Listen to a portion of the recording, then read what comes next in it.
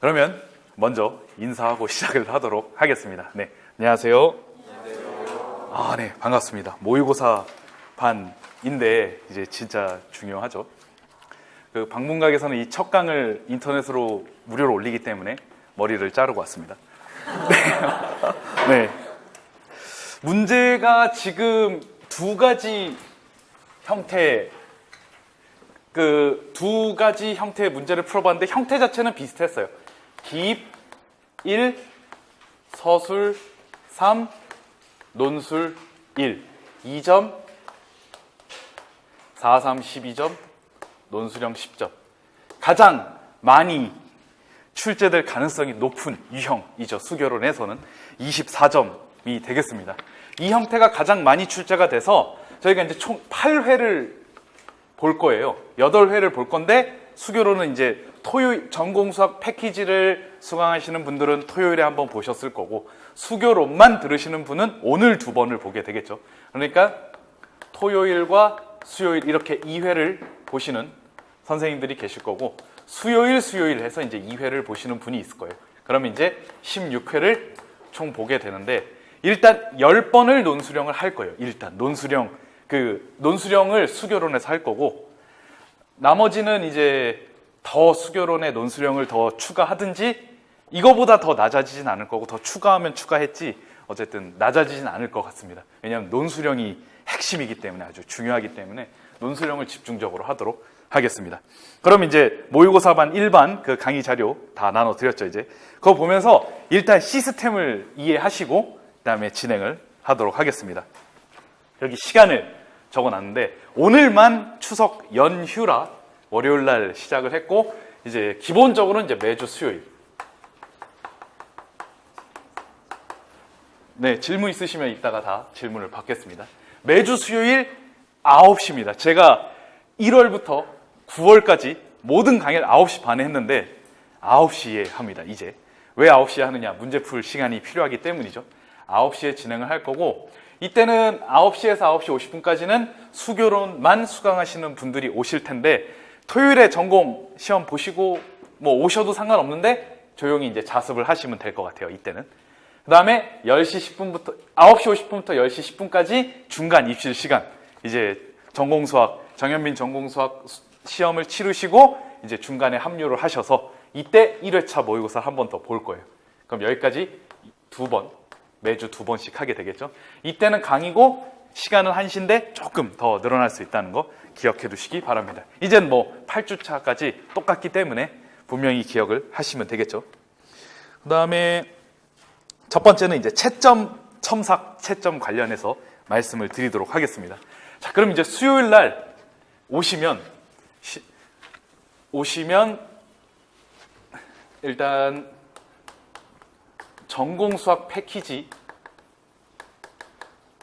그리고 수교론만 이 두 개로 나눠서 설명을 하면 전공수학 패키지겠죠.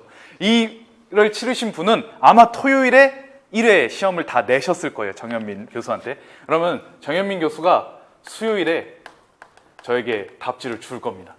답지를 줄 거예요. 그러니까 채점을 열심히 하셔가지고 그 토요일 날 시험 이제 하고 일, 월, 화, 수 거의 이제 열심히 노력을 하시겠죠.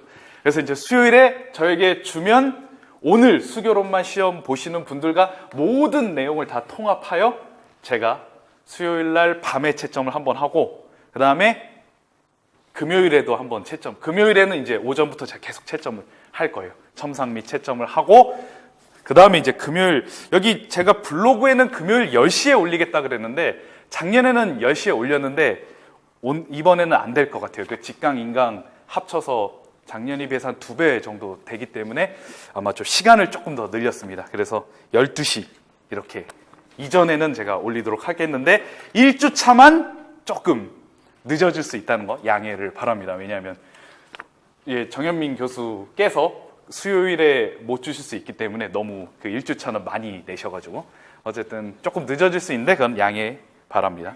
그리고 인강 수강생 분들은 목요일에 이제 업로드가 될 거니까 목요일에 이제 열심히 풀어보시고 금요일에 이제 뭐 오전 중으로 제출해 주시면 제가 채점을 하도록 하겠습니다. 그러면 일괄적으로 여기 보시면 채점 결과 업로드 예시 상위 5명만 했습니다.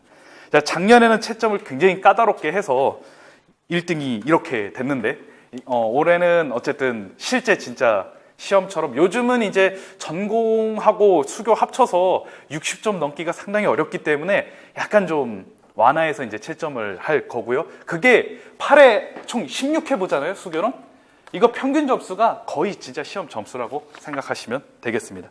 이렇게 이제 업로드가 될 겁니다, 블로그에. 여기 다 수험번호로 돼 있는데 당연히 성함 공개하지 않고 다 수험번호를 나눠 드릴 거예요. 그럼 그 수험번호로 보시고 이제 내가 이 점수 맞았고 내가 석차가 이렇게 되는구나 이렇게 아실 것입니다. 그래서 저희 이경호 수학교육론 블로그 여기 주소 적어놨죠. 여기에 항상 상시로 확인을 하시면 되고 요즘 네이버가 열심히 일을 해서 수학교육론만 치면 그 핸드폰으로 치면 가장 상위에 뜨기 때문에 아주 편안하게 확인하실 수 있을 것입니다. 그럼 이제 채점 첨삭은 됐고요. 그 다음에 이제 모범 답안으로 인정될 만한 게 있어요. 이제 제가 이제 나름대로 모범 답안을 하지만 여기 계신 선생님들도 너무나 답안을 잘 작성하여 모범 답안이 될 만한 아주 훌륭한 답지가 있을 수가 있습니다. 그럼 그거는 제가 수요일에 이제 다 제가 가져가서 이제 스캔을 할 거예요. 스캔해서 다음 주 강의 자료에 포함시키도록 하겠습니다. 너무 잘 쓰셨기 때문에 충분히 이제 모든 선생님들이 이제 본으로 삼으실 수 있도록 하겠습니다. 이렇게 되겠죠? 그 다음에 질문 및 상담 관련인데 제가 이제 13시에 끝나긴 하는데 기본적으로 강의실을 16시까지 해놨어요. 16시까지는 여기를 쓸 수 있으니까 점심 식사 이후에 뭐 다른 스케줄이 있으시면 빨리 질문하시고 가시면 되고 그리고 이제 난 여유가 있다. 수교론에 올인하겠다 오늘. 그러면은 16시까지 충분히 질문을 하실 수가 있습니다. 그리고 또 질문이 또 부족하다. 그러면 뒤에 넘어가시면 금요일에 이거는 인강 들으시는 분도 포함되고 금요일에 10시부터 18시까지 그러니까 10시부터 6시까지죠. 그 중간에 1시간이 빠져 있는 건 점심을 먹어야 될 필요가 있는 거죠. 사람이라면. 그래서 뺐고 이때 또 질문 및 상담을 하실 수 있는데 그 403호 저 옆에서 질문 받습니다. 저는 그때 10시에 와서 열심히 첨삭 및 채점을 하고 있을 예정이니까 언제든 질문을 하시면 될 것 같습니다. 정현민 전공수학팀 교수연구실이 최근에 리모델링이 돼서 이제 보면은 강사 포함이라 그랬죠. 5명, 그러니까 4명 정도 수용을 할 수가 있어요. 그러니까 거기서 이제 금요일은 그때 질문을 받을 건데 미리 블로그에 댓글로 뭐 남겨주시면 시간 맞춰가지고 질문을 하실 수 있습니다. 아마 근데 수요일에 아마 이때 하시면 거의 작년은 따로 거의 질문하시진 않았는데 수요일에 또 이때 다 하실 수 있으니까 근데 뭐 부족하시면 또 언제든 말씀하시면 되겠습니다. 그 다음 제출 시 유의사항. 오늘은 이름을 적어서 쓸 거예요. 분명히 오늘은 이제 이름으로 제출했는데 이제 다음 주부터는 수험 번호와 같이 적어서 제출하시기 바라고요. 그리고 본인 이름이 판명되지 않는 그렇게 적으신 분이 있어요. 어떤 캐릭터 이름이라든가 뭐 예를 들어 그런 알 수 없는 이제 것으로 제출을 하시면 채점하기가 어려우니까 이름과 수험 번호를 꼭 적으시기 바랍니다. 오늘은 일단 이름을 적으시면 되겠죠. 그다음에 이제 2주차 요것만 기억하시면 되겠죠. 패키지로 수강하시는 분들은 9시 50분에서 10시 10분 사이 아까 설명했던 대로 그리고 수학 교육론만 수강하시는 분들은 9시 이전에 미리 이제 오셔서 마음의 준비를 하셔야 되겠죠. 그렇게 될 것 같습니다. 이제 오리엔테이션은 여기서 끝이고요. 이제 어떻게 출제가 될 것이냐, 이제 출제 방향성에 대해서 연구를 해야 돼요. 이게 굉장히 중요합니다. 실제 2018학년도에서도 이렇게 비슷하게 나올 가능성이 높기 때문에 기입형부터 연구를 한번 해보겠습니다. 문제 유형을 보면 최근 4개년을 기준으로 했을 때 이 페이지죠. 교과서 및 지도서를 파악하는 문제가 한 번 나왔어요. 로그하고 역사 발생 저걸리. 이게 로그를 모를 수도 있어요. 그 교과서 및 지도서에 역사적 발생 게 있어요. 그게 지도서에 처음에 나오는데 한 번이라도 보셨으면 로그다 이렇게 아셨을 텐데 아마 잘 익숙하지 않은 경우에는 서술하지 못했을 수도 있습니다. 그래서 그 문제가 있고요. 두 번째하고 세 번째가 아마 주 이제 출제 내역인데 설명을 통해 관련 이론을 묻는 문제가 있고요. 대화식 구성.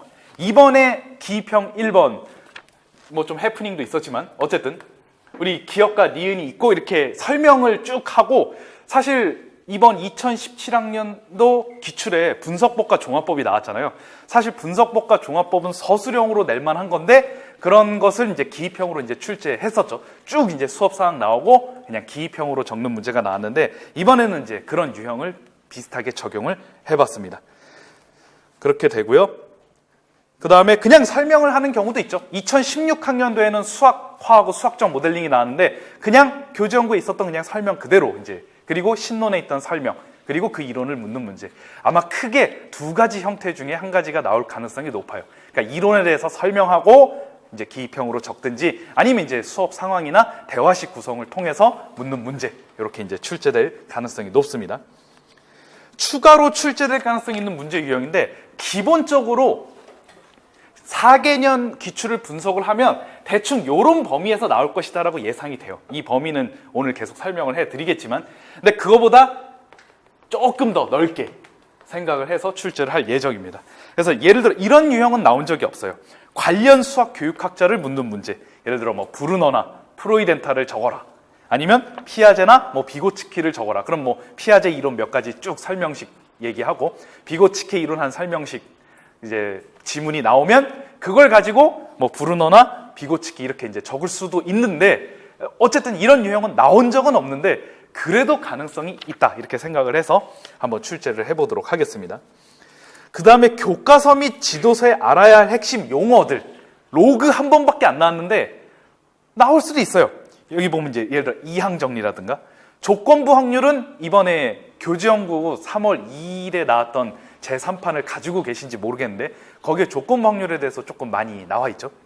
그 다음에 구분 구적법이라든가 물론 미분 적분, 미분과 적분에 있었던 내용인데 이런 용어들이 혹 나올 수도 있기 때문에 여기까지를 한번 좀 범위를 넓혀보려고 해요. 하지만 일단 우선순위는 출제 우선순위는 교재 연구나 신론에 나와 있는 내용이 우선적으로 될 가능성이 높습니다. 실제로 이번에 2017학년도에 그 이항 정리하고 수학적 기납법이 나왔잖아요. 그게 교재 연구에 있었긴 했어요. 그게 고등학교 내용이었긴 했지만 어쨌든 교재 연구에 있었던 것이기 때문에 그런 교재 연구나 신론에 나왔던 거를 우선순위로 해서 한번 기입형을 출제를 하도록 하겠습니다. 그럼 이제 출제 방향까지 설명을 했죠. 기입형은 그래요. 이제 서술형. 서술형을 보시면 이제 이거는 나중에 천천히 읽어보시고요. 크게 서술형은 두 가지 유형이 있어요. 출제 방향이. 여기 보시면 3페이지 보시면 이론 플러스 이론. 즉 관련 있는 두 가지 이론을 물어보고 이에 대해 서술하는 유형으로서 여러 가지 있죠. 귀납추론, 시각적 모형. 대표적으로 이제 최근 거를 보시면 2017학년도는 귀납법과 이제 귀납추론. 그 다음에 수학적 다양성의 원리하고 국소적 조직화. 이게 대표적으로 이론, 연관 있는 이론 두 개 이렇게 좀 섞어서 낸 유형이죠. 아니면 하나의 이론에 관해서 두 가지 내용을 서술하는. 굉장히 이제 전형적으로 이제 많이 바뀌었어요. 우리가 투키의 탐색적 자료 분석을 보시면 그냥 그 이론 하나가 두 가지 내용을 포함하고 있기 때문에 내기 좋았죠. 이제 그런 거라든가. 5번 같은 경우도 이제 평가 관련 두 가지 내용. 사고 실험도 딱 두 가지 딱 쓰기에 좋은 거였기 때문에 그렇게 출제를 했었습니다. 그럼 이제 느낌이 좀 오실 거예요.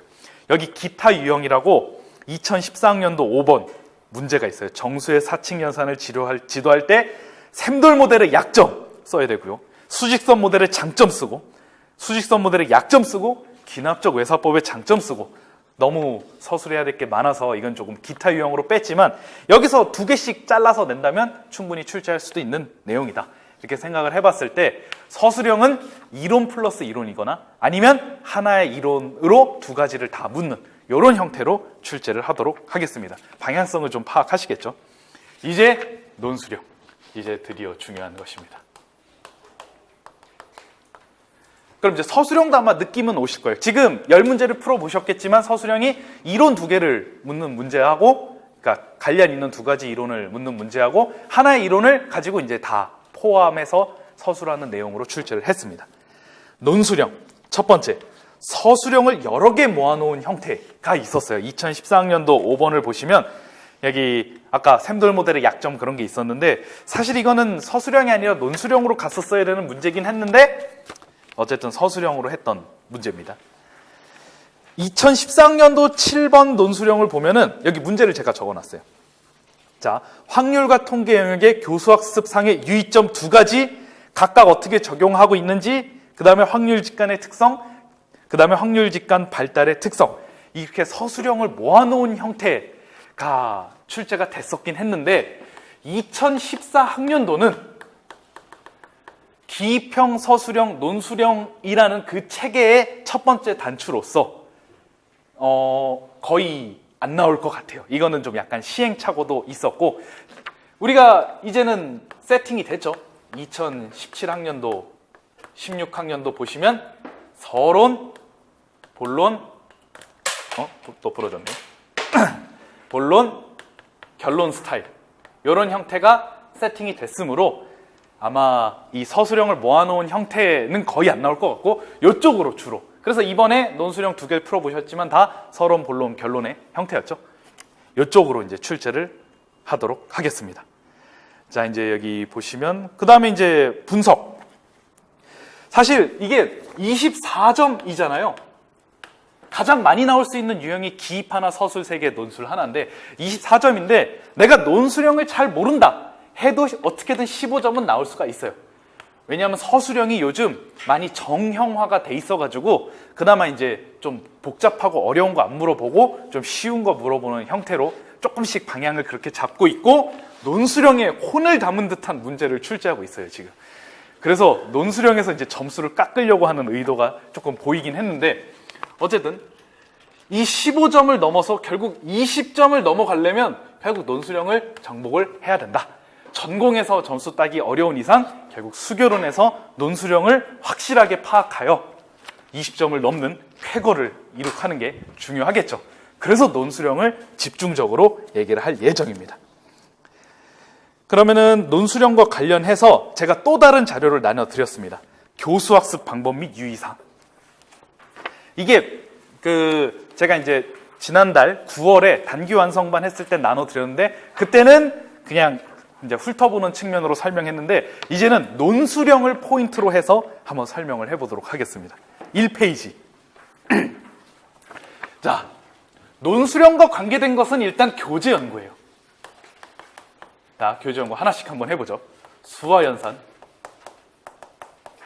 두 번째가 무엇입니까? 대수인데 문자화식으로 해야 되겠죠. 중학교니까. 세 번째, 함수. 네 번째, 기하와 증명인데 중학교니까 기하로 하겠습니다. 다섯 번째, 미분과적분, 통과. 미분과적분은 중학교가 아니죠. 다섯 번째를 확률과 통계로 하면 되겠습니다.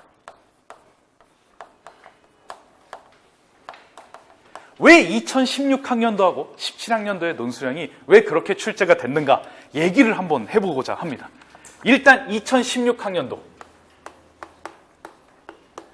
어렴풋이 머릿속에 기억이 남으시죠? 2016학년도에서는 추론 능력 함양이었습니다.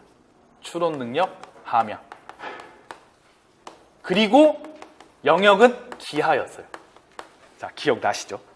2017학년도 뭐가 나왔습니까? 함수였습니다. 영역은. 그리고 교수학습 방법 및 유의사항이었죠. 교수학습 방법 및 유의사항. 그리고 영역은 함수. 자, 이제 이렇게 생각을 해보고 우리가 얘기를 해보도록 하겠습니다. 우리 추론 능력 함양을 위한 교수학습인데 2009로 나왔었죠. 2009에서는 추론이 하나였는데 2015의 관점에서 보면은 두 가지 내용을 다 적을 필요가 있었어요. 이거는 뒤에서 설명하도록 하고요. 자, 그 다음에 함수에서는 교수학습 방법 및 유의사항이 나왔는데 잘 생각해 보시면 두 가지였어요. 내용이. 맞죠? 두 가지. 두 가지를 서술하는 내용이었어요. 자, 그럼 논수령을 출제할 때 가장 먼저 포인트를 보는 게 무엇이겠습니까? 교수학습 방법 및 유의사항의 두 가지를 항상 머릿속에 생각을 할 거예요. 출제할 때. 자, 1페이지를 보시죠. 이제 수와 연산을 보세요. 자, 그러면 1번 보시면 이거 제가 다 적은 거예요. 강론에 있는 거 다 적은 거니까 이거 보시면 돼요. 1번 보시면 뭐 소인수 분해를 이용하는 범위에서 다룬다. 뭐 이거 안 나올 거예요. 그렇죠? 이런 건 안 나올 건데, 자, 이번에 출제된 게 무엇이었습니까? 정수였죠. 정수에서 2번은 음수에 도입하는 상황이었고 3번은 사칙 계산 상황이었어요. 자, 그러면 정수와 관련해서 두 가지를 찾았습니다. 이제 논수령을 출제할 만한 그런 바탕이 마련이 된 거예요. 그럼 이거 두 개를 가지고 열심히 이제 여러 가지 신론에 있는 이론과 조합해서 출제를 해요. 요런 방향으로 가요, 논수령은. 이번에 2017학년도 함수에서도 그렇잖아요. 두 개를 찾았어요. 그럼 그걸 가지고 뭐 크라벤담 이론 그런 막 섞으면서 출제를 했던 거. 반성도 들어가고 극단적인 교수학적 현상 들어가고, 그러니까 이거를 기준으로 해서 계속 맥락을 붙이는 거예요, 논수령은. 이렇게 생각을 하시면 됩니다. 그러면 일단 교수학습 방법 및 유의사항을 봤을 때 나올 만한 것들을 전부 다 물샐 틈 없이 이번 10회, 최소한 이제 10회를 논수령을 볼 건데 이제 다 물샐 틈 없이 출제를 해보도록 하겠습니다. 일단 수화연산은 제가 1-2회에 냈죠. 2번과 3번을 활용해서.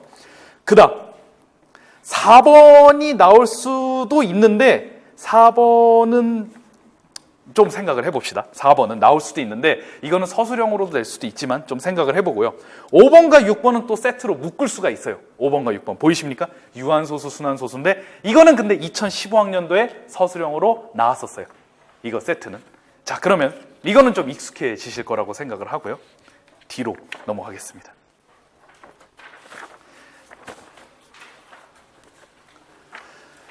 그 다음 7, 8, 9번은 무리수 지도 관련된 거예요. 논수령으로 생각해 볼 수 있겠죠.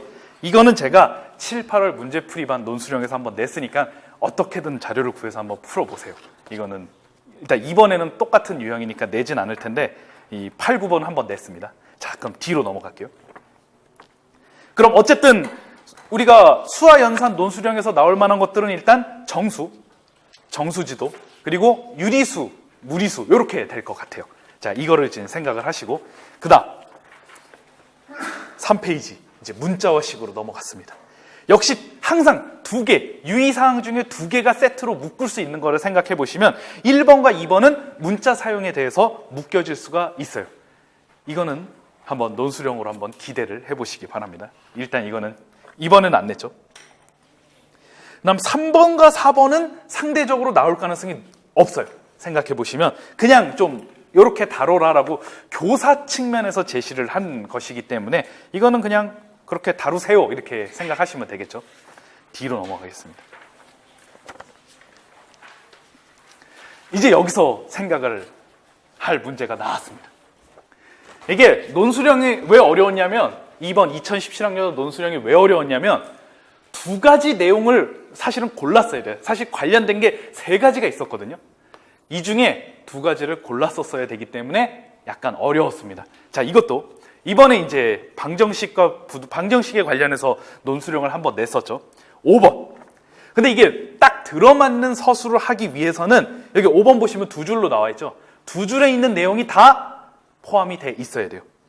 보시면 이번 문제를 보시면 다양한 사항을 통해 도입하고 필요성을 인식할 수 있을지는 모르지만 지금 여러 가지 방법으로 풀어보거나 더 나은 풀이 방법을 찾고 설명해보는 활동 뭐 이런 거는 없었어요.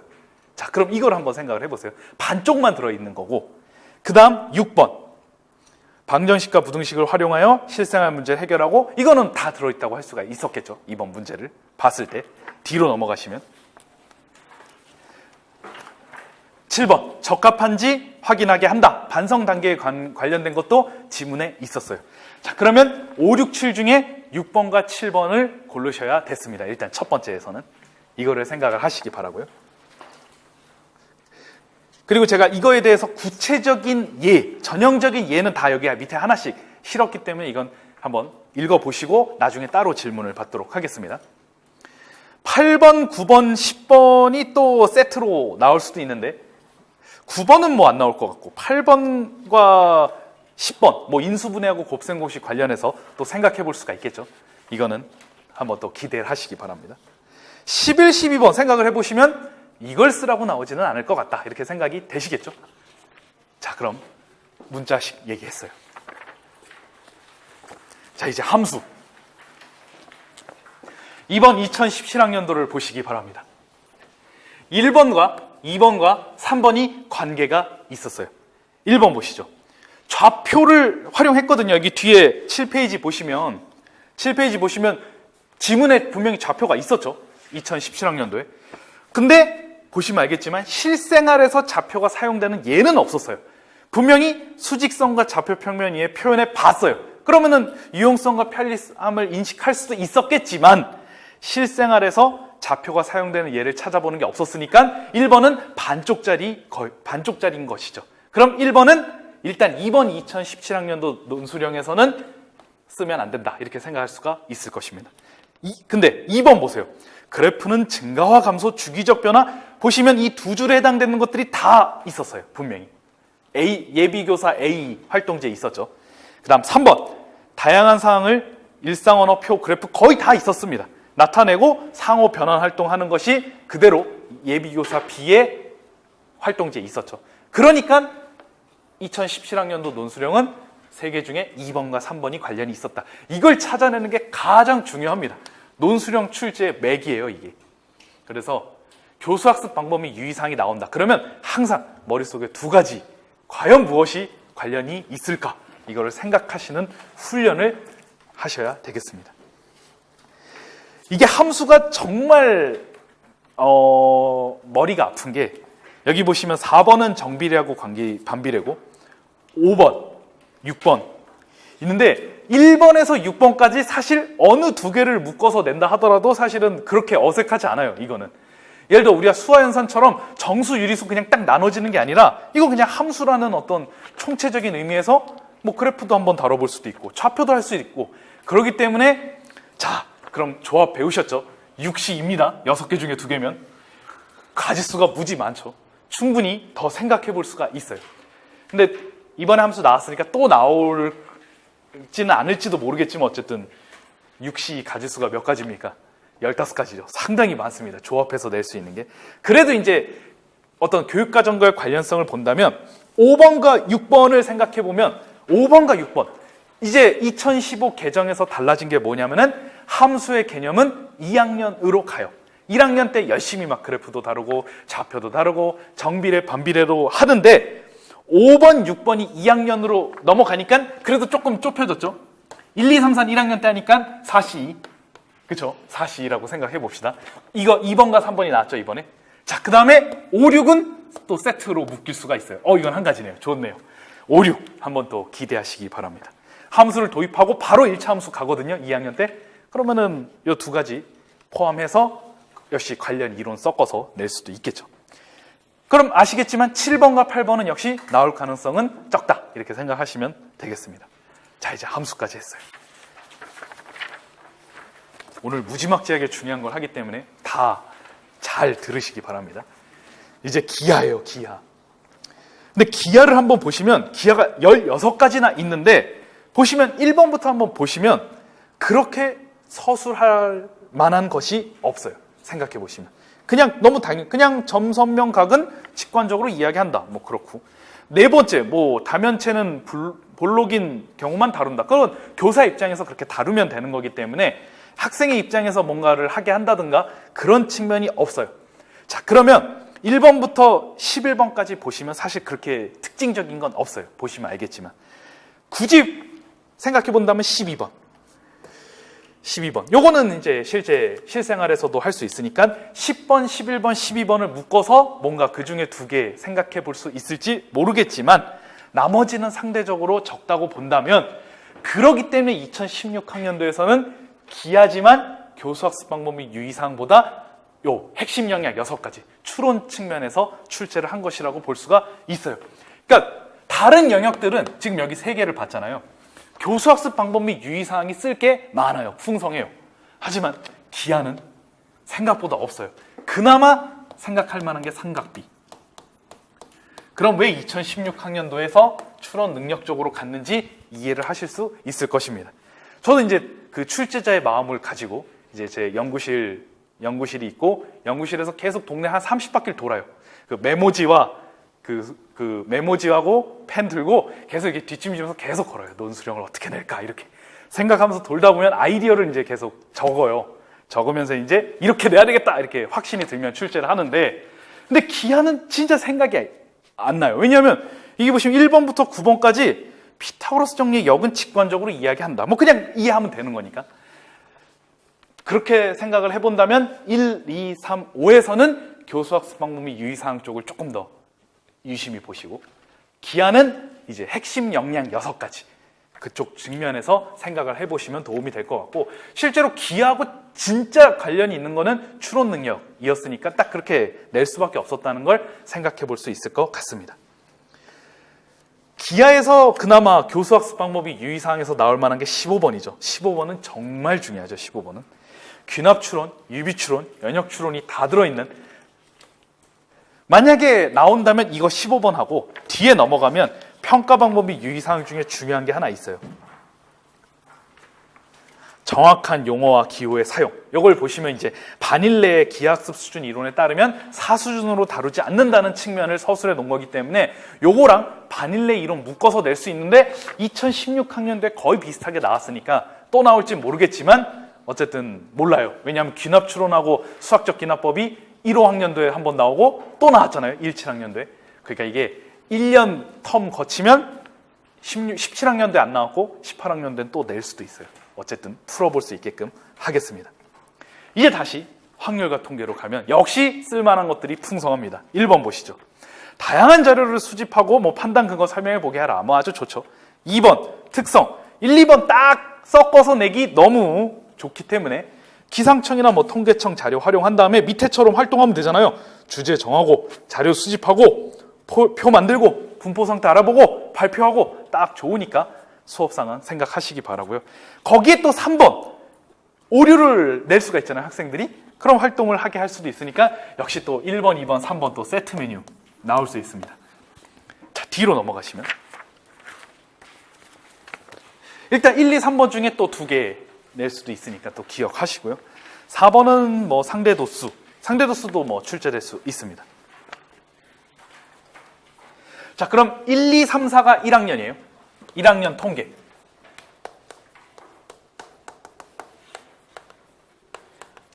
이게 아까도 함수 1, 2, 3, 4가 1학년이었고 5, 6이 2학년이었잖아요. 요건 알아두시는 게 좋아요. 아마 학년을 넘나드는 문제는 아직은 출제되진 않을 가능성이 높기 때문에 이건 1학년이고요. 5번부터 2학년 확률로 넘어가죠. 중학교 1학년은 통계 배우고 2학년은 확률 배우고 3학년은 다시 통계 배우죠. 그 정도는 기억을 하셔야 됩니다. 자, 그러면 5, 6, 7이 2학년 때 배우는 거예요. 확률. 근데 뭐 5번은 간단한 것만 다룬다. 그럼 간단한 것만 다루세요. 이렇게 하면 되니까 별로 중요하지 않는다 치면 6번, 7번이 연결해서 2014학년도에서는 약간 불완전하게 6번, 7번을 포함한 문제가 나왔었어요. 이제 이거를 서론, 본론, 결론의 논술형 형태로 낼 수도 있다는 거 기억하시면 좋을 것 같고, 이건 제가 7월, 8월에 한번 냈으니까 역시 어떻게든 또 자료를 구해보셔서 풀어보시기 바랍니다. 6번, 7번 굉장히 중요할 수 있겠죠. 뒤로.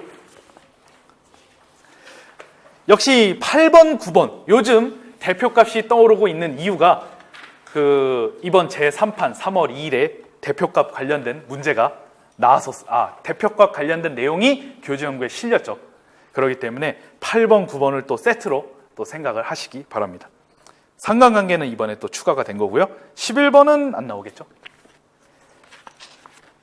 어쨌든 지금 제가 얘기한 걸 다 어쨌든 이번 10월, 11월에 풀도록 하고 구멍이 없게끔 해서 논술형을 준비할 수 있도록 하겠습니다. 그 다음에 이제 13페이지. 교수학습 방법 및 유의사항 쪽 하고 이제 2016학년도처럼 핵심 역량 6가지에서 2가지 정도 이렇게 얘기를 할 수가 있기 때문에 여기 1번 보시면 문제 해결 능력이라고 나와 있잖아요. 4개 중에 2개 정도 이렇게 한마디로 생각해서 낼 수도 있을 테니까 이것도 좀 기억을 해두시기 바랍니다. 이건 뭐 그냥 집에서 한번 보시고요. 2번을 한번 보시기 바랍니다. 추론 능력을 함양하기 위한 교수학습인데 사실 2016학년도는 1번을 했어요. 관찰 및 관찰 및 탐구 사항에서 귀납, 유추 등 사용했죠. 그 다음에 정당화했어요. 그게 위에 가였죠. 가. 그리고 뒤로 넘어가시면 2번. 수학적 절차를 논리적으로 수행하게 한 게 나였죠. 이제 기호를 사용하여 형식적으로 논리적으로 수행을 했으니까 기하에서 딱 이렇게 두 개 묶어서 내기 너무 좋았기 때문에 한번 출제를 했었습니다. 2016 학년도에서는 그걸 기억하시면 좋을 것 같습니다. 나머지는 이제 쭉 읽어보시면 될 것 같아요. 이렇게 정리를 하고 요거는 정말 핵심적으로 가지고 다니면서 전부 암기를 하시기 바랍니다. 논수령을 위해서. 아주 중요하기 때문에. 그러면 다시 수업자료 4페이지로 가도록 하겠습니다. 논수령을 총 정리를 한번 해봤죠.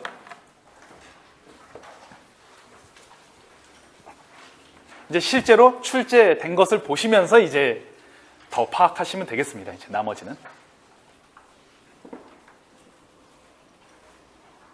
자, 그럼 이제 서술 및 논술 할 때 유의사항에 대해서 생각을 해보겠습니다. 첫 번째, 수업 상황과 관련지어 서술하는 연습을 정말 많이 해야 돼요.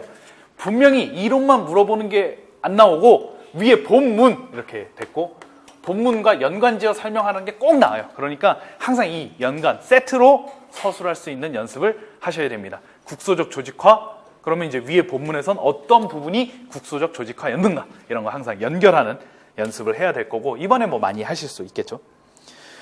여기 예를 보시면 2015학년도 5번 프로이덴탈의 교수학습 원리 관점에서 사고실험. 그럼 이제 위에 본문에서 분명히 사고실험과 관련된 내용이 있었을 거예요. 그럼 우리가 삼각함수의 덧셈 정리 그거 적을 수 있어야 되고 학생이 질문했을 때 능히 대답할 수 있다. 이 측면 서술하면 되겠죠. 이런 문제는 틀리면 안 됩니다. 어찌됐든. 이렇게 사고실험 너무나 많이 들어와서 유명하고도 익숙한 내용이에요. 그리고 위에 본문에서도 찾기 쉬운 이런 명확한 유형들은 절대 틀리시면 안 됩니다. 이러면 여기서 틀리면 15점이 깨진다고 보시면 돼요. 예를 들어 이번에 국소적 조직화하고 딘지의 수학적 다양성의 원리 나왔잖아요. 너무나 많이 들어왔고 전형적이고 위에서 찾기도 어렵지 않았던 이런 것을 절대 틀리면 안 됩니다. 이런 것은. 그리고 뭐 투키의 탐색적 자료 분석도 저항성, 현시성 뭐 한번 봤으면 명확한 유형이기 때문에 이런 것들은 틀리면 안 돼요. 뒤로 넘어가면 5페이지. 이제 난이도를 조절하기 위해선 서술형의 문제에서도 문제에 내포된 의미를 파악하는 유형이 나올 수도 있어요.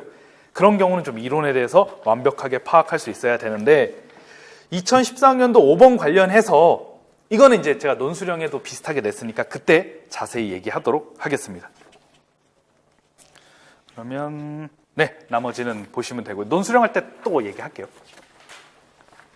네, 이렇게 해서 우리가 관련된 거 쭉 한번 정리를 해봤고 이제 1번부터 분석을 해보도록 하겠습니다. 자, 1회 모의고사 1번 여기 기억과 니은이 이상했고 문제도 없었지만 일단 이제 문제를 다 아셨겠죠? 인강에 올릴 때쯤이면 이제 문제가 수정돼서 나올 거기 때문에 인강 하시는 분들은 괜찮을 것 같고 직강 들으시는 분들은 제가 추가 문제를 다 알려드렸기 때문에 진행을 해보도록 하겠습니다. 이 1번 문제, 1회 1번이에요. 1회 1번. 이 문제의 경우에는 2017학년도 기입형 문제와 거의 흡사한 유형이었습니다. 그러니까 어떤 면에서 흡사했냐면은 이제 대화 상황이 나오고 아니면 수업 상황이 나오고 그 다음에 거기에서 기입형으로 쓸만한 것들을 서술하는 문제였는데 그래서 이제 다각형의 한 꼭지점 어쩌고 저쩌고 했고 자 그러면 여기 보시면 김교사가 그 표 바로 위에 김교사가 잘했어요 부터 한번 생각을 해보겠습니다. 이제는 다각형의 대각선의 총 개수에 대해 알아보려고 합니다. 이제 이게 탐색 단계예요. 교사와 학생 사이의 대화를 통해서 아니 뭐 교사가 정해줄 수도 있는데 어찌됐든 새로운 학습 주제를 소개하는 과정. 이런 문제가 나오면 본문을 먼저 읽기 전에 문제를 먼저 봐야 되겠죠. 뭘 물어보는지 알아야 되니까. 그러면 기하학습 수준 상승을 위한 교수학습 단계라는 것을 읽을 수 있을 것이고 그러면 머릿속으로 그 생각을 해야 되겠죠. 아, 5가지 단계가 있구나. 그럼 그 중에서 기입형 2개 선택하는구나. 이렇게 파악하고 가는 게 시간을 줄일 수 있는 길이겠죠. 그 다음에 이제 문제를 읽어요. 기억. 각 다각형에서 하겠습니다. 여기까지가 기억이에요. 지금 표시는 없지만 아실 거라고 생각을 하고, 그 다음에 이제 표를 채워보고 이제 중략했습니다. 뭐 알아서 잘 했겠죠. 그 다음에 다들 잘했어요 하고 니은 N각형의 대각선의 총 개수에 대해 이야기해 봅시다.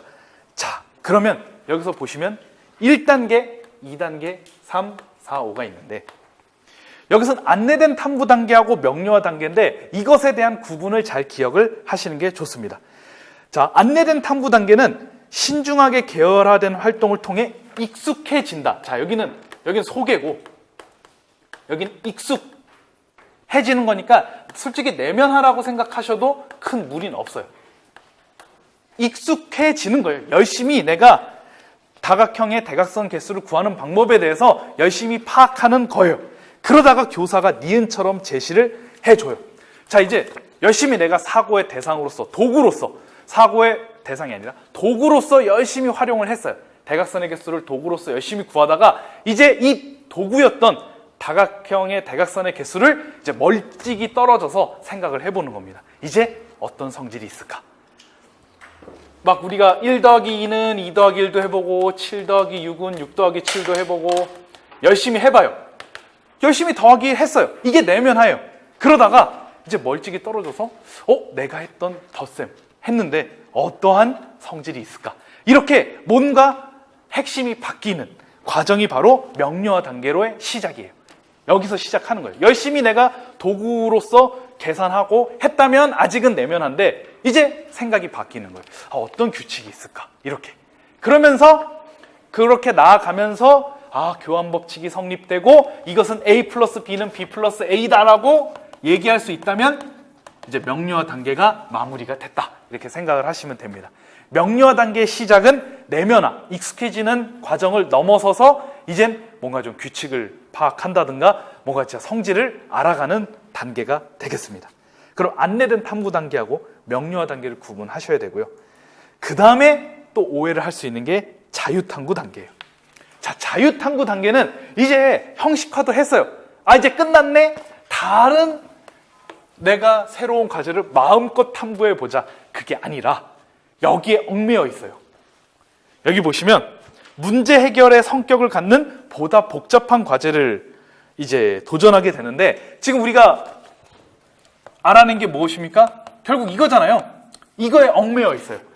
그러니까 이거와 관련된 문제를 도전하는 거예요. 그러니까 예를 들어 팔각형의 대각선 총 개수는 어떻게 될 것인가? 구각형의 대각선 총 개수는 어떻게 될 것인가? 그러니까 여기에 얽매여 있어서 자유 탐구한다는 건 자유롭게 문제를 풀어보는 것이지 이제 끝났네? 하고 이제 다른 거 가자. 사각형의 성질을 알아보자. 이게 아니라 여기에 묶여 있다는 걸 기억을 하시기 바랍니다. 실제로 2013학년도 그 객관식에 피타고라스 정리에 대해서 한번 나온 적이 있어요. 그래서 A제곱 더하기 B제곱은 C제곱 하기 전에 처음에 어떻게 진행하냐면은 열심히 표를 만들어 봐요. 어떤 표를 만드냐면은 이제 A의 넓이 구해보고 B의 넓이 구해보고 C의 넓이 구해봐서 표를 만들어요. A의 넓이, B의 넓이, C의 넓이는 1, 4, 5 아니면 뭐 2, 7, 9 이렇게 표를 만들어요. 아직까지는 알아가는 과정이에요. 그러다가 생각이 바뀝니다. A랑 B랑 C랑은 어떤 관계가 있는가? 이렇게 관점이 전환되면 명료화 단계의 시작이고 결국 이걸 알아냈어요. 알아냈으면 자유탐구 단계에서는 여기에 묶여 있어야 돼요. 그러니까 자유탐구 단계에서 할 수 있는 건 이런 거죠. 이런 거. X, 3, 7 이런 거. 그러니까 피타고라스 정리에 얽매여 있는 문제들을 풀어보는 게 자유탐구예요. 자유가 진짜 자유가 아니라 여기에 속해 있는 자유예요. 그래서 여러 가지 문제 해결적 성격을 갖는 다양한 문제를 풀어보면 이제 어떻게 돼요? 이 피타고라스 정리에 대해서 더 확실하게 알게 되겠죠. 이제 마지막에 통합을 하게 되는 것입니다. 마지막엔 이제 학생은 자신의 관찰을 재검토, 요약, 이제 새로운 개념, 관련성, 지금까지 뭐 여러 문제도 풀어봤고 이걸 통합하는 거예요. 그래서 통합 단계가 마지막이 되는 것입니다. 왠지 느낌에는 명료화 단계하고 통합하고 그 다음 뭐 자유탐구 이제 내가 새로운 세상을 또 탐구해보자 이럴 것 같은데 아니고요. 명료화 단계 한 다음에 자유탐구 문제 해결적 성격 갖는 거 하고 그 다음에 이제 통합하는 것입니다. 이거는 이걸 확실하게 알아둔다면 기입형이든 서술형이든 다 나온다면 맞힐 수 있겠죠. 1번은 그렇게 기억하시면 되겠습니다. 이제 그렇게 정리를 하시고 2번까지 하고 한 타임 있다가 하도록 하겠습니다. 2번이 아니다. 10번. 네, 9번, 10번 이렇게 하고 한 타임 끊겠습니다. 9번을 한번 보죠. 삼각비 단원의 수업의 일부이다 이렇게 했고 넓이를 구했어요. 2분의 1 AC 이렇게 나와 있는데 일단 본문을 보기 전에 밑에 문제를 보시면 뭔가 브라운 월터가 등장을 하고 있습니다. 그 이유 그리고 극단적인 교수학적 현상. 그러면 이론 플러스 이론 유형이라고 할 수가 있겠죠. 아까 얘기했듯이. 그럼 이제 문제를 보시면 학생이 2분의 1 A, B라고 했는데 B가 직각이 아니라면 어떻게 될까? 근데 이거는 정확하게 아시려면 와리프나 전략이 무엇인지를 먼저 확실하게 파악할 수 있어야 되겠죠. 그 다음에 계속 진행해보면 C 잘 모르겠습니다. 그럼 내가 한번 해보도록 하겠습니다 해서 끝났어요. 교사가 다 했네요. 축하할 만한 일은 아니죠. 교사가 다 했기 때문에 안타까운 일이 됐습니다.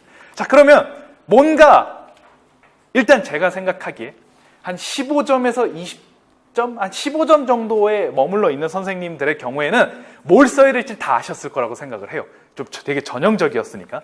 하지만 진짜 서술에 잘 표현할 수 있느냐는 또 두 번째 문제겠죠. 자, 9번. 제가 여기 강의 자료에 답안을 다 서술했으니까 얘기를 해보도록 하겠습니다. 와디프나 전략에 관한 서술에는 뭐가 들어가야 될 것인가? 신론에 1부터 5까지 다 있어요. 1번부터 5번까지 그 단계가 다 있는데 그걸 다 적을 필요는 없고 와디프나 전략의 핵심적인 내용만 적으면 돼요. 자, 그럼 첫 번째, 출발점을 반드시 적어야 돼요. 출발점은 삼각형의 넓이가 2분의 1 AC가 출발점이죠. 왜냐하면 이걸 가지고 이제 뭐가 아니라면 그렇게 갈 거니까 반드시 출발점은 적어야 되고요. 두 번째, B가 직각이 아니라면 반드시 그게 안 들어가면 그냥 무조건 끝났다고 보시면 되죠. 이게 제일 중요하죠. 두 번째가. 첫 번째는 출발점. 두 번째는 이 지금 제가 얘기하는 거는 신론에서는 정말 자질구레한 것까지 다 나와 있는데 수학학습 지도 원리와 방법에는 깔끔하게 나와 있어요. 자, 첫 번째 출발점이고요. 두 번째는 뭐뭇이 아니라면 이건 뭐 이론 모르시면 당연히 못 썼을 테니까 이거 해야 되겠죠. 그 다음에 속성을 부정하는 게 두 번째 반드시 들어가야 되고 세 번째 부정하고 난 다음 결과가 어떻게 됐는가. 이 세 가지는 무조건 적어야 돼요. 결과. 근데 그게 본문에 다 나와 있을 것입니다. 분명하게 나와 있죠. 분명히 나와 있으니까 이 세 가지 반드시 포함해서 서술할 수 있어야 되겠습니다. 보시면 그 근거를 찾으라고 했기 때문에 그 근거란 먼저 왜냐하면 출발점이 있어야 뭐뭇이 아니라면 어떻게 될까가 효력이 있는 거죠. 그래서 얘랑 3단계 요소 확실하게 서술해 주시면 되겠습니다.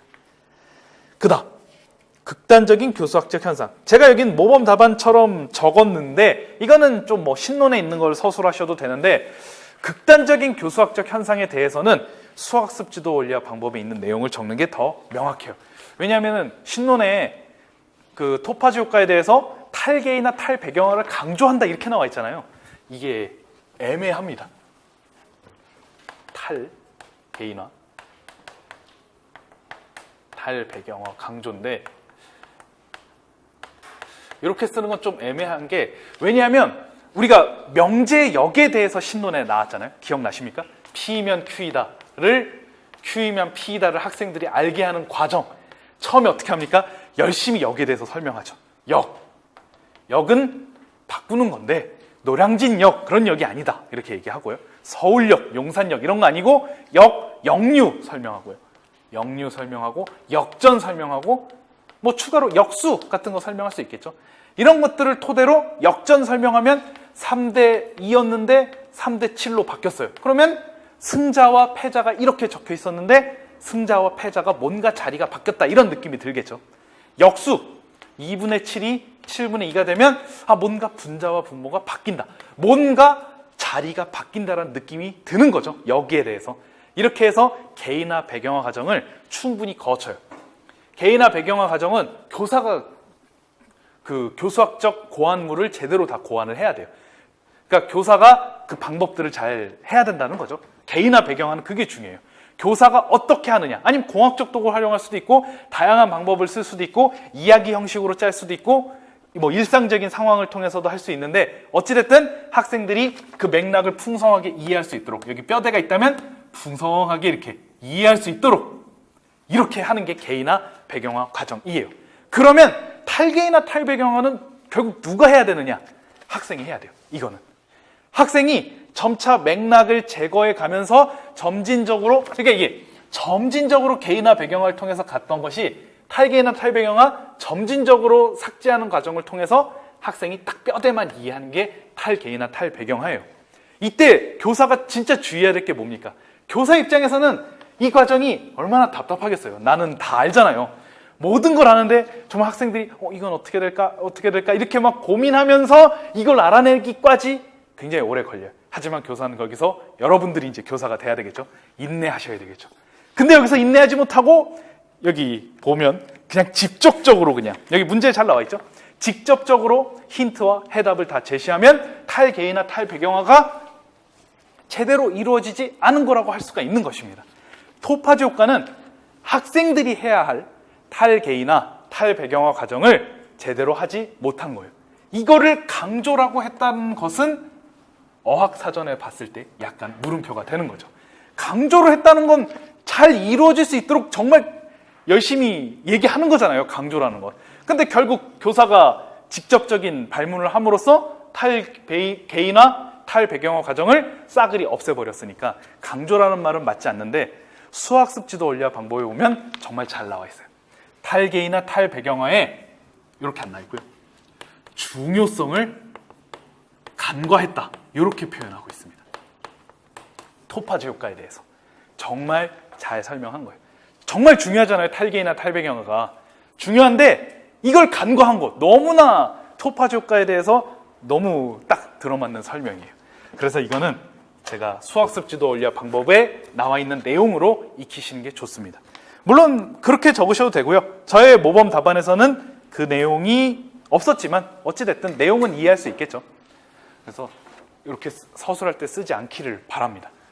신론이라고 해서 뭐 다 100% 다 잘 이제 뭐 100% 다 잘 된 건 아니고, 요거는 조금 생각을 많이 해야 됩니다.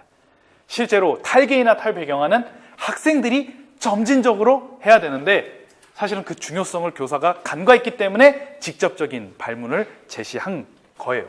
그거를 생각하시면 토파즈 효과에 대해서 확실하게 이해하시겠죠. 저는 이제 예전에는 토파즈식 외면 칠해를 용어를 되게 좋아했는데 왠지 있어 보여가지고 그냥 토파즈 효과면 충분하겠죠. 그렇게 서술하시면 되겠습니다. 그러면 좀 토파즈 효과에 대해서 잘 아시겠죠. 이제 7페이지 관련 이론 정리로 가겠습니다. 브라운 월터의 문제 제기가 나올 만한 것들 생각을 해보시면, 여기 와디프낫 전략의 예에서 첫 번째 7페이지 보시면 되겠습니다. 피타고라스 정리를 증명하여 이렇게 표현을 했어요. 그럼 여기 싹 지우고 해서 C제곱은 A제곱 플러스 B제곱으로 표현한 후에 어떻게 됩니까? C가 직각이 아니라면 어떻게 될까? 자, 출발점 제시하고요. 그 다음에 C가 직각이 아니라면 어떻게 될까? 그 다음 어떻게 돼요? J 코사인 법칙으로 바뀌었습니다. 즉 C제곱은 A제곱 더하기 B제곱 마이너스 2AB 코사인 C인데, 이게 공구 계정에서는 무시를 당하다가 1호 계정으로 바뀐 다음에 다시 떠오르기 시작했습니다. 왜 그럴까요? 이번 교육과정에 포함됐기 때문이죠. 그러니까 이것도 와디프낫 전략으로 해볼 수 있겠죠. J 코사인 법칙. 물론 J 코사인 법칙을 암기하실 필요는 없어요. 이렇게 제가 오늘 출제한 것처럼 다 지문에 나와요.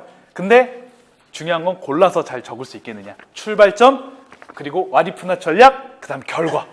요렇게 잘, 이거는 반드시 들어가셔야 된다 할 수 있겠습니다. 8페이지. 이런 것도 생각해 볼 수 있겠죠. 각 변에 세운 도형이 정사각형이었는데 이러면 뭐 반원이라든가 아니면 뭐 정오각형이라든가 아니면 뭐 삼각형이라든가 이러면 어떻게 될까? 이러면 피타고라스 정리를 또 일반화할 수도 있을 것입니다. 물론 이거는 그 과정은 다 지문에 나오겠죠. 그러면 와리푸나 전략 제가 지금 얘기했는데 이거랑 관계된 게 또 무엇이었습니까? 우리 유비추론에 나왔었죠, 신론에서는. 그 유비추론과 와리푸나 전략 두 개를 또 서술하라고 하는 문제도 기대하시기 바랍니다. 충분히 생각해 볼 수 있겠죠. 세 번째, 이런 경우도 있어요. 변의 길이가 아니고 뭐 특수한 자연수의 경우라면 어떻게 될까? 뭐 이렇게 하는데 이거는 뭐 교육과정에서 크게 다루는 건 아니라서 여기 변의 정사각형 외에 뭐 반원이라든가 정삼각형 세우는 것들은 두산 지도서에 다 있어서 이것까지 생각해 볼 수 있겠고 뭐 3번은 뭐 이렇게까지는 하지 않는데 그냥 알아두시면 좋겠습니다. 그 다음에 토파지 효과까지 쭉 설명을 했죠. 그래서 9번 이렇게 이해하시면 되겠습니다. 이제 10번. 10번은 뭐 어려웠을 거라고 확신합니다. 10번은 좀 난이도가 높았죠. 왜냐하면 일단 폴리아의 보조 문제도 좀 생소했을 것 같고 그 다음에 베르트하이머의 생산적 사고도 신론에 별로 다루지 않아서 어려웠을 거라고 생각을 합니다. 근데 어쨌든 명확한 또 이론이니까 얘기를 해보도록 할게요. 먼저 문제를 또 보시죠. 그러면 보조 문제의 중요성을 언급하고 있어요. 사실 이게 제 강의 자료 9페이지 보시면 신론에 은근슬쩍 있었어요. 그 폴리아의 문제 해결 4단계 파트 9페이지 보면은 이제 먼저 문제 이해가 있고 그 다음 계획 작성이 있잖아요. 계획 작성이 이렇게 돼 있어요. 문제에서 주어진 것과 구하려는 것 사이의 관계를 파악하는 단계인데 이때 만약에 즉각적으로 발견할 수 없을 때는 보조 문제를 고려해야 된다. 이게 분명히 있었는데 아마 윗부분만 좀 중요하게 생각하셨다면 좀 간과했을 수도 있어요. 그 다음 두 번째, 그 여러 가지 계획 작성을 할 때 발견술들이 많이 필요해요. 여러 가지 문제 해결 전략들을 파악해야 되는데 이때 보조 문제 활용하기가 또 훌륭한 전략이 될 수 있으니까요. 기억해 두시면 좋을 것 같고, 자, 근데 이게 정말 고전 기출 문제에 한번 나온 적이 있었어요. 보조 문제가. 그래서 한번 또 출제를 했는데 문제를 보시면 위의 수업 상황에서 보조 문제를 활용하였음을 보여주는 근거를 찾아야 돼요. 그러면 무엇이 보조 문제였는지를 써야 되고 그 다음 장점 한 가지를 서술하는 문제입니다. 그럼 대략 1점, 1점씩 2점이라고 생각할 수 있겠죠. 그럼 보시면 1부터 100까지의 자연수의 합, 이게 보조 문제예요. 원래 문제에 대해서 어떻게 해결해야 될지 파악하지 못하는 경우에는 보조 문제가 굉장히 효과적이다. 1부터 100까지의 합, 우린 이거에 대해서 그 유명한 칼 프리드리 가우스께서 만 10세 정도의 나이에 이거를 했던 기억이 나실 겁니다. 정말 교사가 전에 술을 드셨는지 아니면 어쨌든 피곤했는지 그건 예시예요. 어쨌든 피곤해서 이제 이걸 내놓고 자려고 했는데 가우스가 분별력이 없게 바로 계산을 해서 제출했다는 얘기가 있죠. 이제 사회생활 하기가 좀 어려울 것 같은데 어쨌든 중요한 건 뭐 사회생활 안 하고 열심히 수학 개발했으니까 뱉다 치는데 중요한 건 이걸 풀었던 방법이 중요한 거죠. 어떻게 풀었습니까? 뒤집어서 풀고 이렇게 풀고 이게 바로 등차 수열의 합 공식에 그대로 적용될 수 있죠. 그러니까 보조 문제로서 역할을 훌륭하게 했다 이렇게 생각을 하시면 되겠습니다. 그래서 이제 여기 밑에 물론 이 등차 수열 합 공식을 유도해라 이렇게 나올 리 절대 없고 이 다 제시해줘요. 그럼 이제 선생님들께서는 이걸 보시고 어떤 것이 보조 문제를 활용했고 장점이 무엇입니까? 바로 원 문제에 대한 해결의 실마리를 찾을 수 있다가 정말 보조 문제의 중요한 장점이기 때문에 정확하게 기억해 두시기 바랍니다. 가장 큰 장점이죠. 보조 문제 해결은 원 문제에 대해서 내가 진짜 손을 못 쓰겠어요. 원래 문제. 근데 보조 문제를 풀었던 방법이 그대로 적용돼서 원래 문제를 쉽게 해결할 수 있다면 보조 문제 역할을 다한 것입니다. 그럼 이제 그렇게 적으시면 되고요. 두 번째는 베르트하이머의 생산적 사고의 관점. 이게 도대체 뭔 말인가 이렇게 생각하실 수 있었을 거라고 생각을 합니다. 자, 그러면 베르트하이머 생산적 사고도 제가 7, 8월에서는 진짜 꼼꼼하게 채점을 해서 진짜 안 들어간 게 있으면 진짜 다 감점하고 그랬는데 중요한 부분은 일단 얘기를 할게요. 첫 번째, 기능적 동질성이란 말이 신론에 나옵니다. 나오죠. 5. 내적인 구조의 관련성. 이 두 가지 중에 하나는 반드시 들어가야 돼요. 첫 번째, 이게 들어가야 돼요. 베르트하이머가 실험을 하고 탄식했던 내용이 무엇입니까? 정말 탄식했습니다. 이렇게 한 학생들에게 정말 탄식을 했습니다. 자, 왜 그런지 한번 생각을 해보죠. 얘는 어때요? 요걸 이렇게 바꿔가지고 딱 됐는데 얘는 끝입니다. 뭐 사다리 긋기도 아니고 그냥 끝났어요. 자, 어떻게 탄식했습니까? 기능적 동질성을 파악하지 못했다. 이렇게 탄식을 했어요. 왜냐? 기능적 동질성, 이걸 파악해야 부분을 재조직할 수 있어요. 부분의 재조직화, 이게 또 중요한 말입니다. 생산적 사고의 관점에서 문제를 해결이라는 것은 이거예요. 부분을 바꾸는 겁니다. 전체를 바꾸면 문제가 바뀌니까 안 되죠. 즉, 부분을 이렇게 바꿔서 부분을 바꾸는 거예요. 그럼 부분을 재조직화하면, 근데 그거는 기능적 동질성을 파악해야 돼요. 기능적으로 바꾸어도 아무런 문제가 없는 것을 찾아야 재조직할 수 있는 것입니다. 그러면 어떻게 돼요? 전체가 의미 있는 간단 명료한 형태로 바뀌는 거죠. 글씨가 전체가 의미 있는 간단 명료한 형태로 바뀌는, 이게 바로 베르트하이머의 생산적 사고의 핵심입니다. 이게 핵심이에요. 기능적 동질성을 파악하든지 아니면 내적인 구조의 관련성, 뭔가 직사각형 넓이와 평행사변형의 넓이 사이에는 뭔가 관련이 있을 것 같다. 어쨌든 이걸 파악한 다음 부분을 재조직화하고, 그러면 전체가 의미 있는 간단 명료한 형태로 바뀌는, 그것이 베르트하이머의 생산적 사고죠. 자, 그러면 1부터 100까지의 자연수의 합에 대하여 합을 구하는 과정에 대해서 생산적 사고의 관점으로 설명을 하라 그랬죠. 1에서부터 100까지 더하고, 괜히 지웠네요. 199 해서 이걸 더하고 2로 나누는 것과 같은 거죠. 그렇게 부분을 바꾼 거예요. 재조직을 한 거예요. 왜냐하면 그냥 이 상태로 그냥 1, 2, 3이네. 그럼 3 더하면 6이네, 10이네. 이렇게 하면 영원히까지는 아니고 30분이 될 것 같네요. 어쨌든 이게 이렇게 하면 정말 시간 낭비고 어렵잖아요. 그러면은 기능적 동질성을 찾아야 돼요. 바꾸어도 문제가 없는 걸 찾은 다음에 부분을 재조직하면 어떻게 돼요? 결국 이렇게 바꾸어서 이게 의미 있는 간단 명료한 형태로 바뀌면서 이게 바로 생산적 사고가 일어났다라고 판단할 수 있는 것입니다.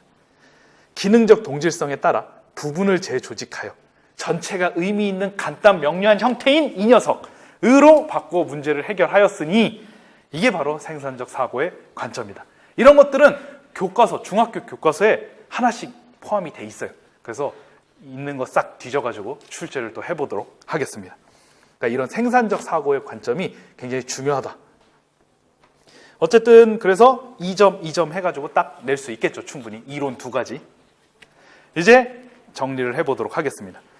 9페이지 보시면 폴리아의 문제 해결 4단계 얘기했고, 형태주의 심리학인데 이게 신론에서는 사실 거의 내용이 별로 없었기 때문에 수학습지도 원리학 방법에서 다 찾아가지고 여기다 실었습니다. 여기 생산적 사고 과정은 풀 버전은 여기다 적었고요. 중요한 건 이 3가지는 들어가야 된다는 거. 아까 와리프나 전략에서도 출발점과 만일 그렇지 않으면 어떻게 될 것인가, 그리고 결과물, 이 3가지가 들어가야 되는 것처럼 이것도 요게 들어가야 어쨌든 연결된 서술이 가능하다는 거죠. 9페이지는 아까 평행사변형 아까 설명했으니까 뒤로 넘어가시고요. 여기 ABC라는 얘가 하나 더 있어요. 이 꼴의 6자리 수가 얘가 뜬금없이 13의 배수래요. ABC 알파벳 3개를 썼더니 13의 배수래요. 절대 못 풀어요. 이것도 물론 얘는 풀지만 그게 중요한 건 아니겠죠. 생산적 사고가 일어나려면 결국 어떻게 돼요? 바꾸어도 문제가 없는 걸 찾아야 돼요. 그게 기능적 동질성이고, 여기 보시면 ABC를 어떻게 돼요? 10의 5제곱 A 이렇게 4제곱 B 1000C 그 다음에 100A 이렇게 바꿔요. 이거는 만이 되겠죠? 이렇게 적을게요. 아시죠? 이렇게 적은 다음에 그 다음에 어떻게 돼요? 이거를 1001로 묶을 수 있어요. 자, 1001로 묶어요. 100A 더하기. 물론 선생님들이 이걸 바꾸는 것은 시험에 나오지 않습니다. 이렇게 다 제시해줘요. 그런 다음에 생산적 사고의 관점에서 생각을 해보면 기능적 동질성을 파악해요. 이걸 이렇게 바꿔도 아무 문제가 없죠. 이렇게 바꿔도 아무 문제가 없고, 그리고 부분을 이렇게 재조직해서 전체가 어떻게 돼요? 의미 있는 간단 명료한 형태로 바뀌었어요. 얘는 7 곱하기 11 곱하기 13이니까 13의 배수이다. 딱 이렇게 해석할 수가 있겠죠. 이게 생산적 사고 과정이다 생각하시면 되겠습니다. 그 다음에 10페이지의 분석. 10페이지 중간에 있죠. 아까 베르츠하이머가 탄식했던 것이 기능적 동질성을 인식하지 못했기 때문이다. 그럼으로써 부분을 재조직을 못한 거예요. 이래서 학생들은 이 문제를 해결할 수가 없었습니다. 여기 생산적 사고 과정에 예가 하나 더 있습니다. 뒤에 보시면 요거 많이 보지 않았습니까? 이거 최소값 구하는 문제? 이게 AP 더하기 PB를 했을 때 최소값 구하라 그러면 죽어도 못 구해요. 이거 절대 못 구해요, 이거. 하지만 이걸 어떻게 합니까? 이렇게 바꿀 수 있는데, 이 바꿀 수 있는 근거는 무엇입니까? 여기가 직각이고 공통이고 대칭이니까 이 길이가 같고 합동 조건에 의해서 얘랑 얘랑 같은 걸 바꿀 수 있죠. 부분을 재조직해서. 그 다음에 결국에는 이 직선거리와 같다라는 걸 파악한다면 의미 있는 간단 명료한 형태로 싹 바꾼 거니까 문제를 해결할 수 있는 것입니다. 생산적 사고의 과정 잘 기억하시기 바랍니다. 그러면 여기까지 1타임으로 하고 한 10분 정도 후에 잘 정리하시고 2타임 하도록 하겠습니다.